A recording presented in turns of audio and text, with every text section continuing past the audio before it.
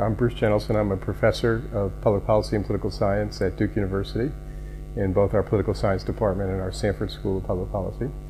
I've also was serving in the Obama administration from May 2009 till January 2011 as a senior advisor to the Director of Policy Planning, doing this on a consulting basis. So I'd spend about 2 days a week in DC at State, the rest of the time at Duke, dual-hatted, as we say in Washington parlance. I've written a number of books on American foreign policy, some of which specifically deal with the Middle East. Others are much broader about American foreign policy. And I served in a number of other policy positions. I served at the State Department in the first 2 years of the Clinton administration, served as a senior foreign policy advisor to Vice President Gore when he ran for president, worked in Congress, both for Gore when he was a senator and another senator before that. So I'm one of those people who tries to bridge the academic and the policy world. Now, it's always interesting giving these talks in Spain because people sometimes forget, while we concentrate on the British and the French and the Germans and Brussels and all of this, that one of the big peace conferences in 1992 was held here in Madrid. And the reason was, in many respects, that one of the few things at that point that Arabs and Israelis or Jews had in common was both having been expelled from Spain in 1492. So you kind of look for whatever they have in common. And I've spent a lot of time in Spain. I was here as a Fulbright senior research fellow a couple of years ago. And so it's always interesting talking about these in the context of Spanish history and Spain's current role. The issue of Palestinian statehood has been front and center because of the UN meetings this past month. It's a very difficult issue, and my approach to it is to ask the question, particularly, does it help or hinder the effort to come to a peace settlement? I think it could have helped.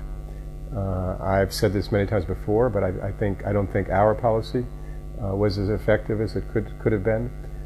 I think we should have been working on this issue over a year ago when we first saw it coming, and should have found a way to support a resolution for statehood to go to the General Assembly. It's part of the strategy of working with the forces of change rather than against them. To the extent that we were able to do that, or were willing to do that, it would have made this much less of an anti-US and anti-Israel step by the Palestinians, but more an affirmation, of their own aspirations and identity in the context of the broader Arab Spring, where other Arab peoples have been making very powerful moves towards their own freedom and identity. And we would have had a better chance of shaping it. There are some negatives to it. As a basic matter of diplomacy and leverage, we would have had more opportunity to work on some of those negatives. Indeed, I even think the Israeli government should have supported it. It would have taken a very different take. The path that it's taken, we didn't do that, the Israelis didn't do that, and I think the Palestinian president, made a mistake in going to the Security Council rather than the General Assembly. Because to go full throttle to statehood in one step, which is what would happen if it was approved by the Security Council, I think, reverses the process and in some ways does not help but hinders the peace process. So the U.S. is now in a position where I think we're trying to have enough support in the Security Council to not bring it up for a vote. We may well end up vetoing it. I'm concerned about that because I think the consequences of that for the peace process and for many other interests we have in the Arab world are going to be very negative.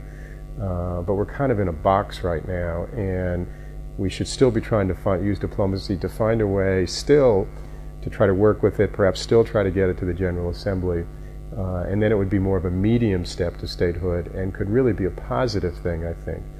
Many people saw it by definition negative. I haven't seen it that way. If the Palestinians were to get full statehood, it would be too much too quickly because borders haven't been resolved. The only way there's peace and security for both Israel and the future state of Palestine is if they negotiate it. It really has to be built by the two parties with others helping, but they've kind of got to get there.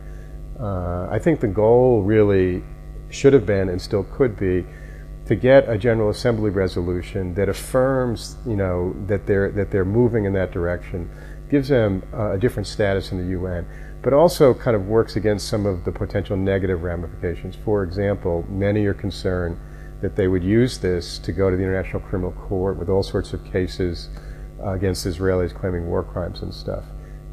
That is almost certainly going to, really not lead to peace, but is really going to be a problem.